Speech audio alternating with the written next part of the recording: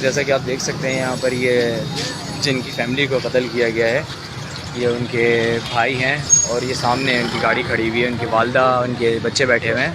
یہ تمام یہاں پہ لوگ ہیں جہاں پہ گلستان جو بلاک 14 کے اندر جو ہے 14-15 کے اطراف میں یہ بلوچ آئس کریم اور یہ ریڈ ایپل کے اطراف قتل ہوا ہے. یہاں پہ 2 لوگ بائک پر موجود تھے، وہ آئے، یہ اپنی فیملی کے ساتھ یہ تھے، بھائی صاحب اندر بیٹھے ہوئے گاڑی میں کھانا کھا رہے تھے، تو ان کو چھینا جھپٹی کے بعد جو ہے ان کا قتل کر دیا گیا، ان کے سر پہ گولی ماری گئی ہے. تو بس یہ ہے کہ تمام لوگوں سے گزارش ہے کہ ان کے انصاف کے لیے، حق کے لیے آواز اٹھائیں اور اس ویڈیو کو زیادہ سے زیادہ شیئر کریں، کیونکہ آج ہی کسی اور کے ساتھ ہوا ہے، کل یہ آپ کے ساتھ بھی ہو سکتا ہے. تو ہمیں شہر کو، اپنے تمام لوگوں کو لاوارث نہیں چھوڑنا ہے.